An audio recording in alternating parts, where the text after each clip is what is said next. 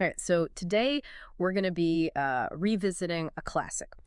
But, don't worry, we're going way deeper than, like, your typical book report here. We're talking J.D. Salinger's The Catcher in the Rye. I mean, you might think, you've got Holden Caulfield all figured out, but this book, it kind of sticks with you. You know what I mean? Oh, absolutely. It's like a rite of passage, right? Uh-huh. But even those who think they've got Holden pegged, there's always something more to uncover. Exactly. I mean, that's the thing about this book. It just keeps speaking to people generation after generation. Like, what is it about this cynical, kind of obnoxious, teenager that still resonates with us today? Well, I guess that's our mission for this deep dive, to understand Holden, his world, and why his story still matters. Well, it's fascinating, right? Because Salinger captures this very specific time and place, Yeah. post-World War II America. You can practically feel this sense of change, uncertainty hanging in the air, and yet Holden struggles. That search for authenticity, the alienation, grappling with grief and growing up, those are timeless. Those are universal. Yeah, and speaking of timeless, we got to talk about Holden's voice. I mean, it's one of the most distinctive things about this book. He throws around that word phony a lot, but there's something more to it than just like teenage angst. Oh, sure, it goes much deeper. It's like he sees this whole disillusionment with the adult world. Like it's all just one big performance. Exactly. And you see that in the way he talks about his teachers, right? Mm. Like at Elton Hills. He rips into Mr. Haas, the headmaster, calls him out for being totally two-faced, all smiles for the wealthy parent, but ignores everyone else. Oh, totally. And Holden sees right through it. Of course. Holden is hypersensitive to that kind of hypocrisy. It drives him crazy. And it's not just the bigwigs either, right? He's got this whole thing about phoniness at Pencey, too, his current school. Remember when he's going on about old Ossenberger, the guy who made a fortune with those cut-rate funeral parlors? Oh, yeah. Holden's practically choking on his own cynicism there, right? Picturing him praying for more business, more dead bodies. But what is he really criticizing? It's the shallowness of it all, this obsession with appearances, with success, no matter the cost. He's got a point, though. He does. Holden's actually incredibly perceptive. And under those harsh criticisms, you see this real idealism. Like he's desperate for something genuine in a world that feels increasingly artificial. Which makes his reaction to his younger brother Allie's death even more. Well, heartbreaking. Yeah. Like he treasures Allie's baseball mitt, this tangible link to his brother, to this pure spirit, while everyone else, at least in Holden's eyes, is just going through the motions. That contrast is so important. Holden's grief over Allie is profound, and it really becomes this lens through which he views everything of everyone. He's holding people up to this impossible standard of authenticity, this pure, uncorrupted goodness that he associates with Allie. And of course, no one can live up to that. No one. And so we get to Holden's big decision, right? Right. Running away from Pencey, doesn't even wait to be officially expelled, just packs his stuff and goes. Yeah. Impulsive, right? Total impulse. But even in that, Salinger gives us these little details, right? Like selling his typewriter, packing his skates, things that mattered to Holden. And it just shows you how much inner turmoil is going on. Absolutely. And that's where it gets really interesting, I think. Because Holden's physical journey, it's like a mirror to a symbolic one. He's literally running from the expectations of adulthood, from this phony world that he feels he just can't survive in. But at the same time, he's on this quest, even if he can't quite articulate what he's searching for. He's running from something, but also toward something else. Yes, exactly. And that quest, of course, leads him to New York City, where he just seems to careen from one disappointing encounter to the next. What stands out to you about the people Holden tries to connect with during his time in the city? Well, it's like this whole parade of fleeting connections, right? I mean, he seeks out those nuns at the diner, has that super awkward conversation with Mrs. Morrow on the train. Oh, yeah. Poor Mrs. Morrow. She never saw it coming. Right. Like, he's trying so hard to find something real, some genuine human connection. But if anything, those interactions just seem to make his disillusionment even worse. And then there's Sonny. I mean, talk about a collision of Holden's, romanticized ideas with, like, harsh reality. Oof. Yeah. That's a tough one. It's easy to, I don't know, kind of misread that encounter, I guess. But if you look closely at it, I mean, he's clearly uncomfortable, like more interested in just having anyone to talk to than, Yeah.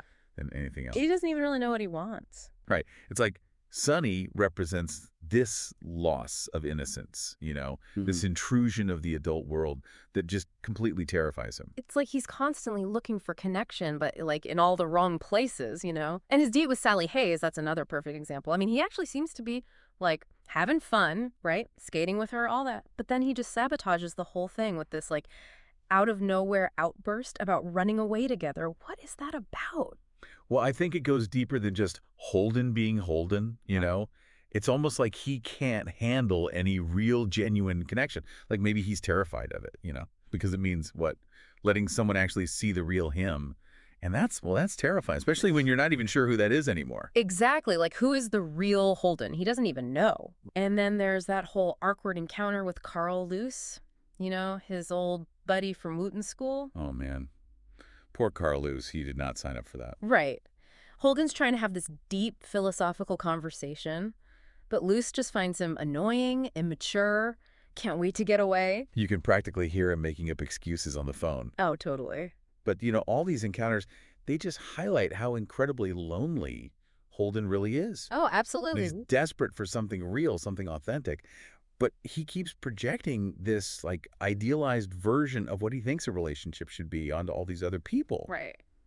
And it just leads to more disappointment. He's got this idea in his head, right? This image of what people should be, and they never quite measure up. Which makes me think about Jane Gallagher. I mean, she's different. She's someone Holden seems to put on a pedestal. Yes, she's like this bright spot in this whole sea of like Holden's memories. That detail he shares about playing checkers with her, how she used to keep all her kings in the back row, just 'cause she liked the way they looked. It's so her. It's so her. And it tells you so much about the way Holden sees her. It speaks to this, like, uniqueness about her, this innocence, this authenticity that Holden is just drawn to. Absolutely. And you see it in how he reacts when Stradlater goes out with her. I mean, he's practically possessive. And then calling her up again and again, even though he admits he doesn't even know what he would say to her if she actually answered. So what is the deal with Jane, right? Is she like the real deal? This beacon of genuineness in Holden's phony world? That is the million-dollar question, isn't it? I mean, does Jane represent an actual person, a real flesh and blood woman? Mm-hmm. Or is she more of a symbol, this idealized memory that he clings to? Because you're right, she embodies this lost innocence, this connection to a simpler past that Holden just romanticizes.